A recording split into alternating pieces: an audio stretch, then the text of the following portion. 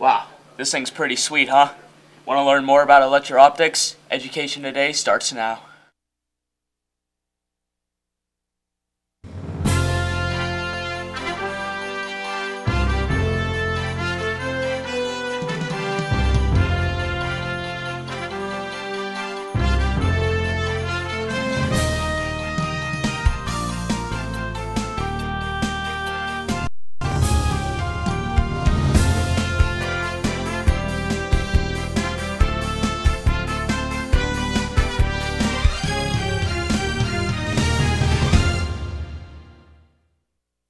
Welcome to Education Today. I'm John Zish with the Armstrong School District.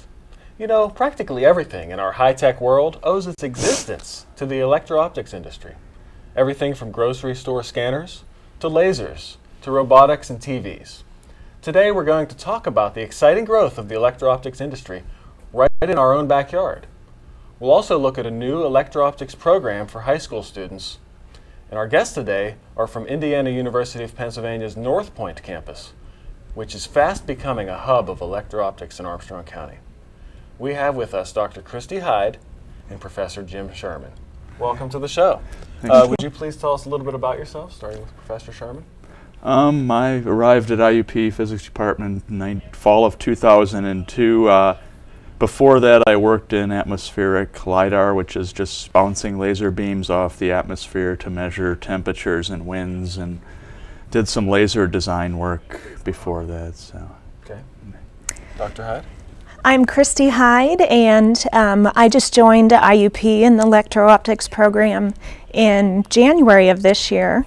And I came from Michigan. My PhD is in nonlinear optics and physics, and I've done a lot of outreach with high school students at previous jobs, and that's what I'm currently doing now with the electro-optics program. Very nice. Thank you both for being here. And maybe we could help our viewers get a little better understanding of electro-optics. What exactly is electro-optics? Electro-optics, some people refer to it as photonics, involves manipulating light, which is photons, and electronics, which involves manipulating electrons to perform a lot of things that before could not be done with electronics alone. And so it can be used in telecommunication systems and lasers in medicine and in many industrial and scientific applications. So is it the study of manipulating electrons for use in the real world, basically? Yes. Electricity? Okay. Yes. And I see you have some items here with you today. Thanks for bringing those. Would you please share a couple of those with us? Sure. Tell us what they do. How they work. Yeah. Go ahead. Right over here we have a prototype of a simple prototype of a telecommunications system. And when we talk on a regular telephone, we speak into the phone, and the information from our voice creates pressure waves, which are sent through wires after being converted to electrical signals to the receiver, where they're converted back into sound. Now, in a fiber optic or an free space optical communication, these sound waves are placed as information onto a laser beam. And when I block the laser beam, you can no longer receive the information at the other end. And this is sent much more efficiently without loss over much longer distances and at a much higher data rate than with simple electronic telecommunication systems. Well, what is that called, and how does it sort of apply to the real world? This carries your telephone conversations, only in most communications, instead of going through air, this is called a free space because the light goes through free space. The light is carried through an optical fiber. Oh. The real fibers that are used in the systems are about the diameter of a human hair, so they're obviously much smaller than this. But this is also used in military and scientific applications for sending data through large regions of space, for example, from one satellite to another, using laser beams to carry information. That's amazing. Anything else you'd like to share? This is called a night vision monocular, and we've all seen the green images on the TV screens during the last few years. And what happens is small amounts of light, maybe from a star or from the moon, are used to image objects in total darkness, so we can see in the dark. And what happens is the small amount of light from the object is caught with a lens, much like a telescope, but this little bit of light is not enough for us to see directly. So it has to be amplified to create a much larger amount of light. And the amplification is built into this little tube, and then what we see is a green image on the other side. So. Very nice. Thank you. Do you have anything to share? Well, we also have some of the fibers that Jim referred to. This is a fiber optic enclosed in just a rubber casing connected to a flashlight. So this is just your normal flashlight, and the light goes in this circle, and actually if I turn the light on, it actually comes out the other end, and you can see that light there. I don't know if you can see that. Yeah, I can see it. Okay. So, and then what you saw earlier is our XY pattern generator, which is really just a laser beam going into this casing here that hits a couple mirrors, and it scans the laser beam very fast. So what you saw was a pattern, but actually it started out as just one laser beam, one spot that if you scan it fast enough, it looks like it's a line or a whole pattern. Very nice. Appreciate this. It really drives home what electro-optics is showing. Let me ask you this. Why is electro-optics so unfamiliar then when it's so ubiquitous everywhere in our lives today? Well, I think in schools today, they cover optics, but they really don't cover electro-optics. It's a very new field. As Jim said, it's sometimes referred to as photonics, and so they haven't really even decided on a name for it. So it usually isn't covered in high school classes. So most people don't even know about it. Okay. Why should students be exposed to electro-optics? Well, there's a lot of jobs in this area.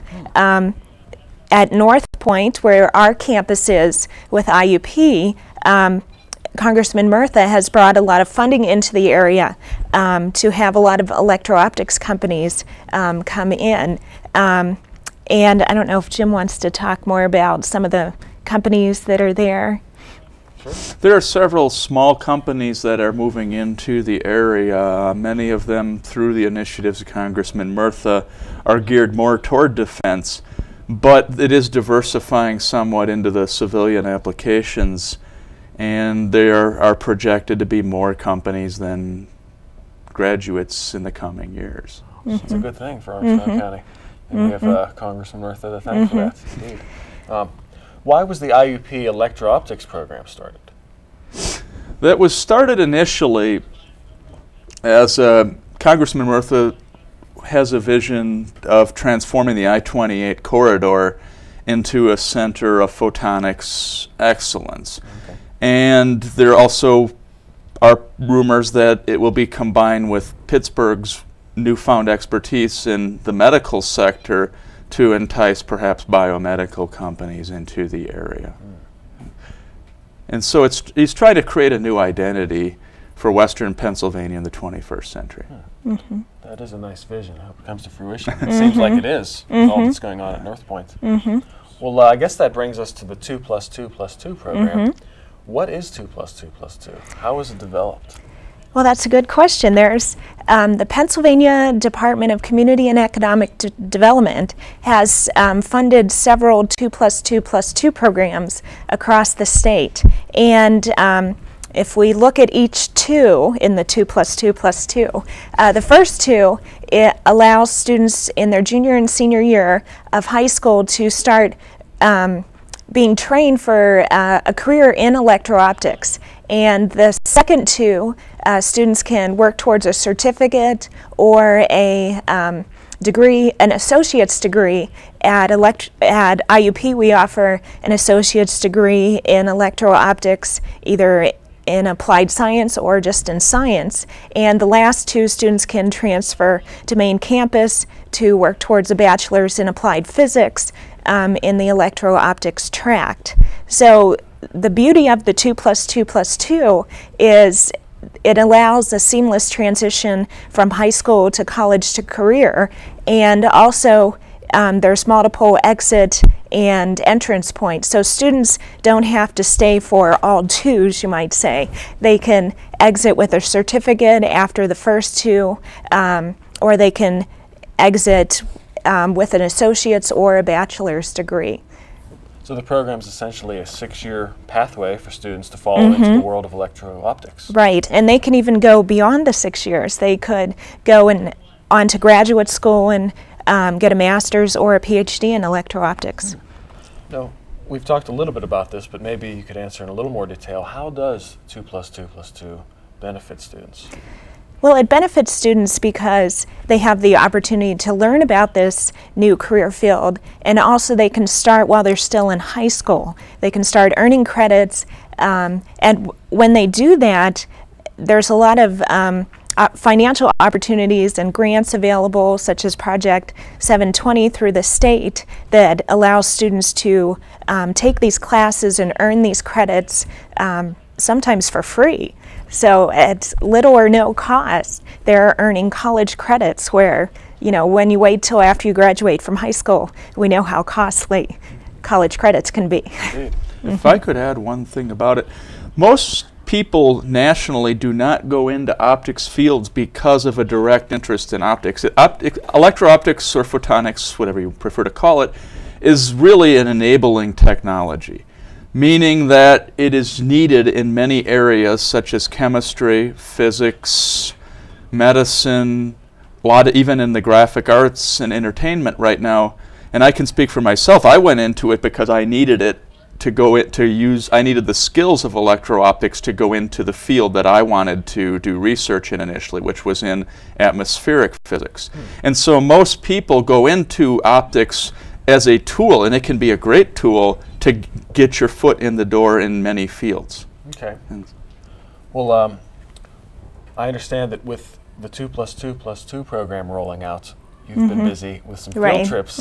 Armstrong School District students and other high schools have sent students to the Electro-Optics Center and to IUP to visit, just to drum up interest. And I think we have some scenes, some footage of that. So let's take a look at that. Students enjoying the 2 + 2 + 2 field trips.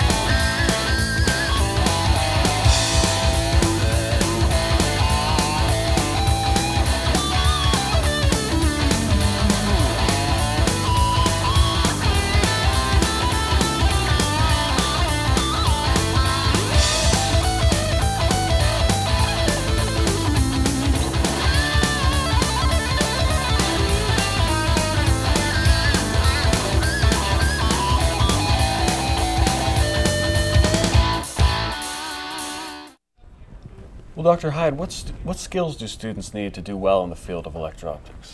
Well, I think they need to have good math skills, and Jim can probably speak to this better since he teaches the students, so I'll turn it over to him. I think they need to come in with a solid background in math, a pretty good science background, although you can get that up if the math background is there. People don't realize that you also need a good English background, so I'll make a plug for the English teachers, because there is a lack of writing ability in many students coming in. And in general, I think more than any of us, you just need to have a work ethic, and you need to be willing to work. That's good. So Well, speaking about the job markets and what type of jobs students could get, I was wondering if Dr. Hyde, you could perhaps speak to that. What type of job titles are out there for someone in electro-optics, and can you tell us a little bit about the job market? Well, the job market is very good. SPIE, which is a Society of Optical Engineers, has projected electro-optics and photonics to be the next trillion-dollar sector. And there's a lot of jobs that students can get in electro-optics coming out with a certificate or an associate's degree. They can get a technical position such as laser technician, electro-optics technician, fiber optics technician, all sorts of jobs like that. With a bachelor's degree in applied physics, with a focus on electro-optics, they can move into an optical engineering position, scientist position. I don't know, have I missed any? No? No, pretty much along the engineering and scientific lines. Okay. Well, at IUP, what have you folks been doing to get the word out about electro-optics? Well, we've been very busy. We've brought in a lot of student groups to our campus, and we've shown the students a lot of the equipment you've seen here, as well as quite a bit more, because it's hard to carry some of the lasers in here. But we let the students actually adjust the laser and do a lot of hands-on things. They look at the night vision scopes, and we also bring in a representative from the Electro-Optics Center who talks about what his center does, as well as other companies in the area. Jim talks about the the jobs in electro-optics that students can have.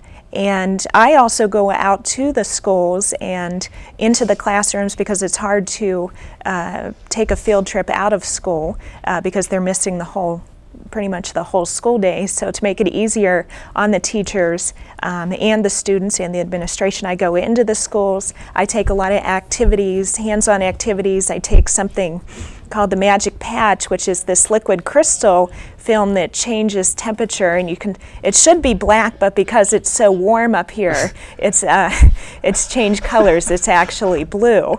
So the liquid crystals have changed because of temperature, and if I put my finger on here, you can see that it's changing colors, and that's an optical effect that's just due to temperature. So, and we also take some other optical little demonstrations in, and we let the students keep these.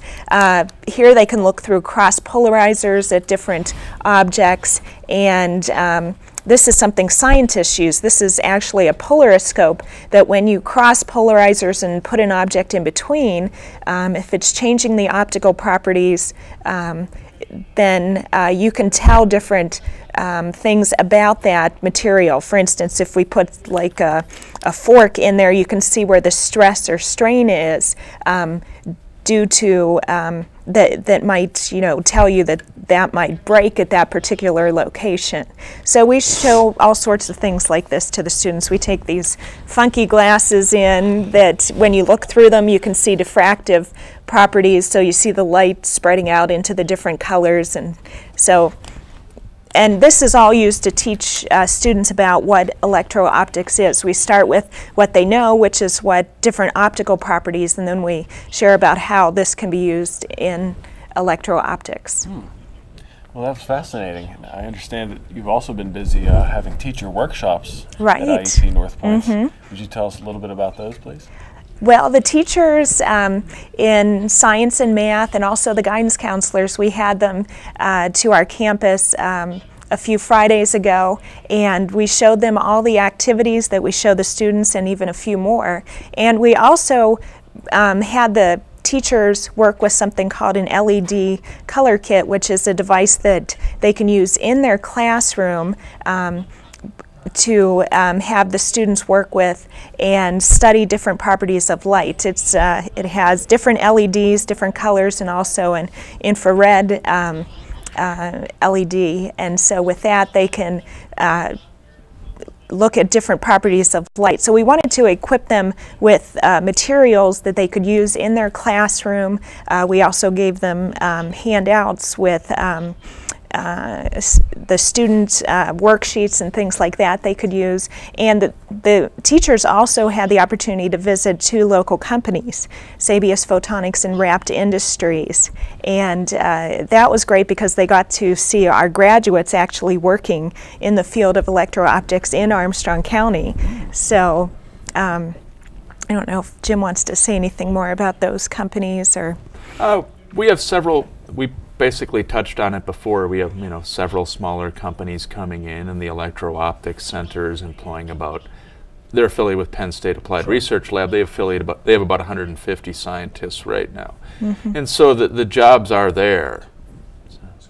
And I understand we have some scenes that we can watch from that teacher workshop, as well as the visit to Wrapped Industries and Savia Systems. So let's take a look at that.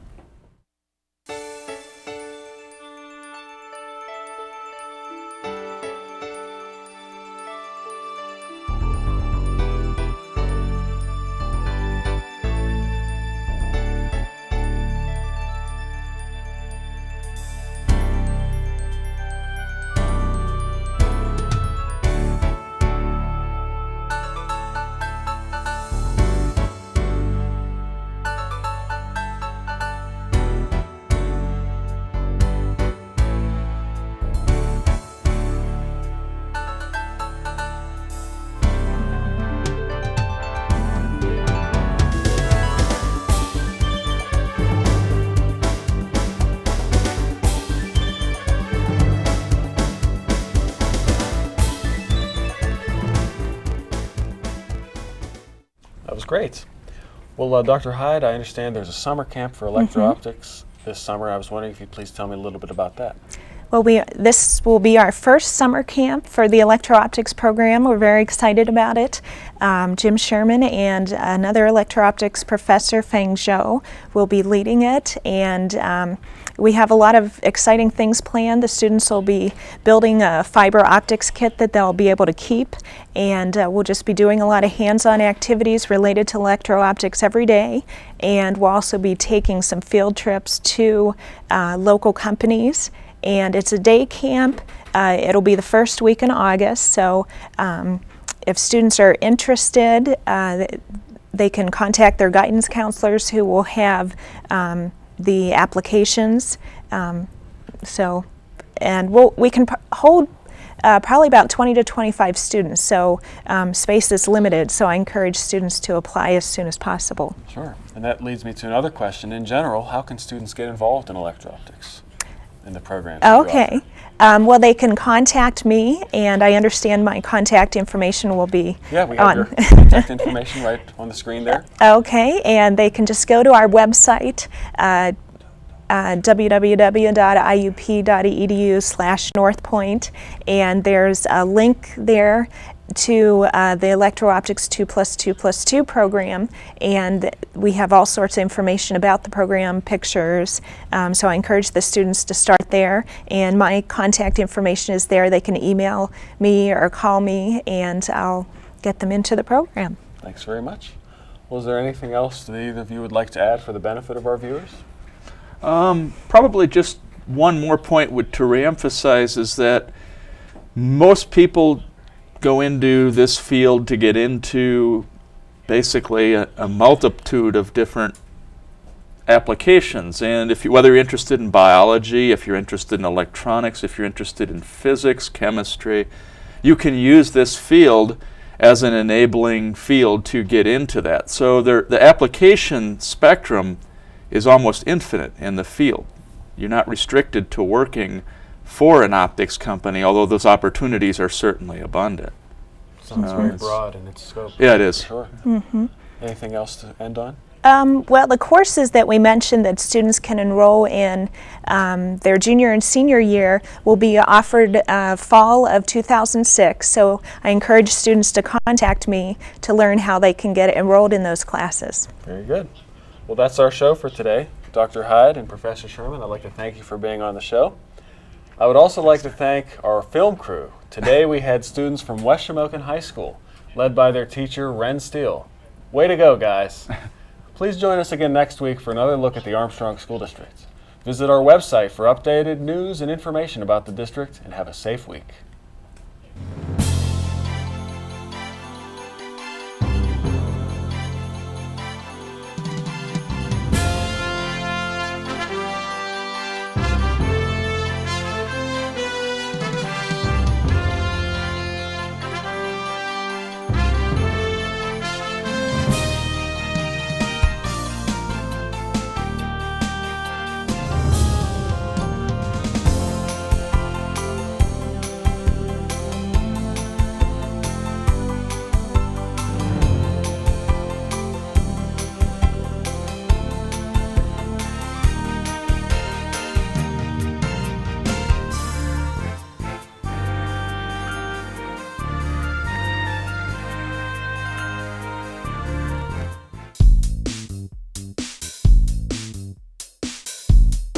Red River, send Brent on over.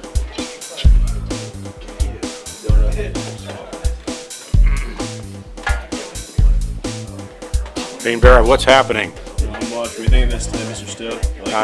I'm trying to survive the day. All right.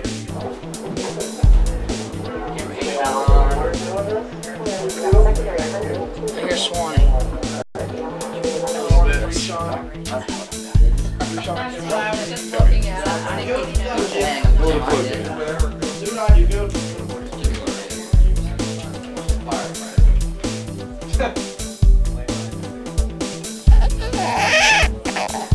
Cameras, who's on cue? Who are my camera guys? Anybody ordered a pizza yet? He better.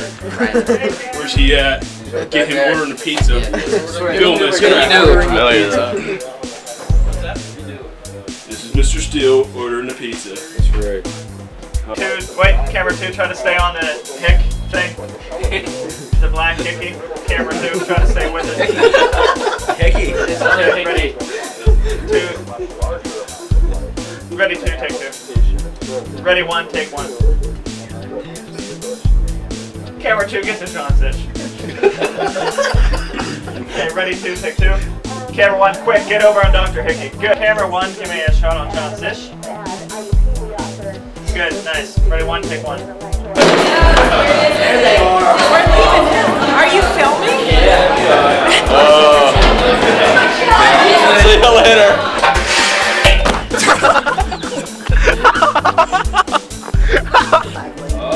Look. There she is. The lady who thinks we're crazy? The lady who thinks